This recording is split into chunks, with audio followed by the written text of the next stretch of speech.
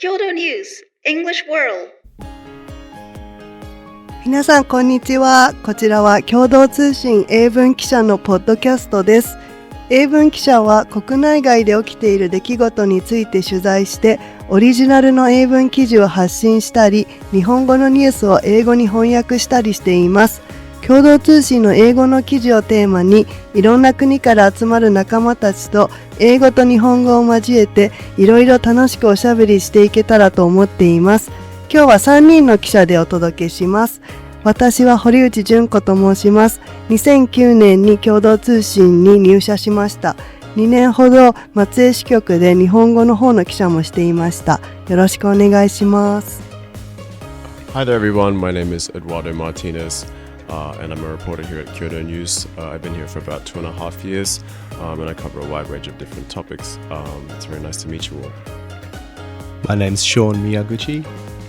I'm an Australian journalist of Japanese and American background, and I work covering sports. I've been with Kyodo Tsushin since 2010.今日はパリ五輪を出張取材したショーンさんにレスリングの記事を解説していただきたいと思います。その記事ですが、エドさん見出しを読んでいただけますか。はい。Udon noodles superfood for Greco-Roman champ Kusaka。パリ五輪レスリング男子グレコローマンスタイル77キロ級で金メダルを取った久坂直選手の話です。最初の2パラをお願いします。Newly crowned Olympic 77kg Greco-Roman wrestling champion Nao Kusaka may not be joking when he credits part of his success to udon noodles, a specialty of his native Kagawa prefecture on Shikoku, the smallest of Japan's 4 main islands. The 23-year-old grappler is so well known for his love of the thick noodles that his official Olympic athlete profile even lists eating them as his hobby.うどんが大好きだという久坂選手のようですけれども、ショーンさん なぜこの記事を書かれたんですか？ I thought it was very interesting that in his post-match interviews with the media that he talked about his love of udon noodles, which is the specialty dish of his native Kagawa prefecture in Shikoku.And he was very proud of where he's from and about their local products. And when he was speaking to the press, the Japanese press, who already knew about his love of udon noodles, he made an interesting comment. He said, "I really think udon noodles are a superfood." Udon wa superfood と本当に思います。So I thought that was very interesting because wrestlers, they fight in weight classes. はいはい。And so they have to be very strict with そうですよね。 what they eat. うどんって特に糖質が多いから、なんか食べない方がいいんじゃないのかなとか思いますけどね。Must be very satisfying to have a bowl after you've won it. So that's what I mentioned in the article, that maybe now that the Olympics are finished, he doesn't have to watch his weight so much, so maybe he can eat a lot of udon when he goes back home. And you mentioned in the article that he's very loud and jovial, seemingly a bit more animated than a lot than some other Japanese athletes, right?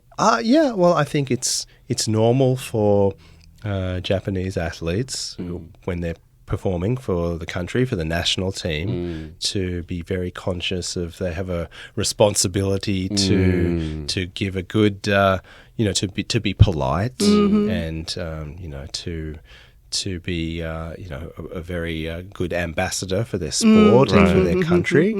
And so oftentimes when they speak to the press, it's very formal. And they're kind of a little bit, I wouldn't say defensive, but maybe guarded, maybe a bit self-conscious. But Nao Kusaka was not like that. he was very happy. Obviously, after winning his gold medal, he was on a high, and he was not afraid to show that he was in a celebratory mood, which was nice. It was good to see. Must be quite refreshing. はい。そういうところも前回の東京五輪の時と雰囲気が違うのかなとか思うんですけど、どうですか？東京五輪もショーンさん取材したと思うんですけど、全体的に雰囲気違いましたか？ It was very different because, unfortunately during the Tokyo Olympics, because of COVID, there was no spectators from overseas, and there were no spectators in most of the arenas because it was held behind closed doors to avoid spreading the coronavirus. So, there was definitely a different atmosphere in Paris, where everywhere was full, every arena was packed, and the crowds were really hyped up, and so it was very fun to be part of that and to witness that. But part of me felt a little bit sad that we missed out on that in Tokyo. Right. It was really quite heartbreaking at times. 特にね、どちらも取材してカバーされてたら違いがはっきり分かって。But the venues were great in Paris. そうですよね。There's so many famous buildings, 歴史的な。Right. And they used some of the famous buildings as Olympic venues. For example, the Grand Palais, right in the heart of Paris, became a fencing venue. The wrestling and judo venue is called Champ de Mars Arena, and it was a temporary arena that was built just for wrestling and for judo for the Olympics, and it will also host some events during the Paralympics. But that was part of Paris's aim, was to not spend a lot of money building new arenas. Right. So that some of them are these temporary structures, and then others are just arenas that already existed. Yeah, it seemed they really tried to accentuate the existing spaces and landmarks that they have, right? And it's such a I mean, I haven't been before yet, but it seems like such a beautiful city to host the Olympics as well. So yeah, it seemed like they really wanted to make that part of the Olympics was using, like you said, like using Paris's landmarks as part of the backdrop. So they had an arena right next to the Eiffel Tower where they were playing beach volleyball.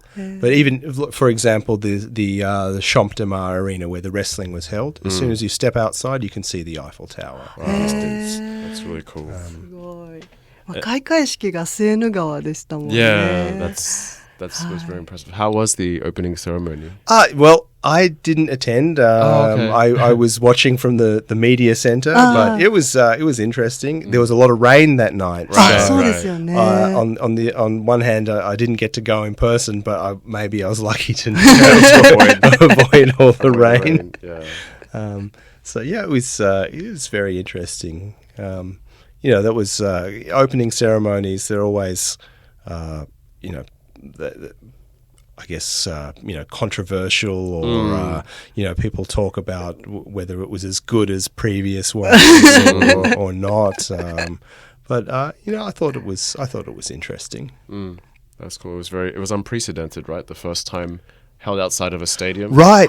Yeah, the parade of athletes, instead of walking into the stadium, they were all riding on boats. So that was very interesting. I guess it's hard. Yeah.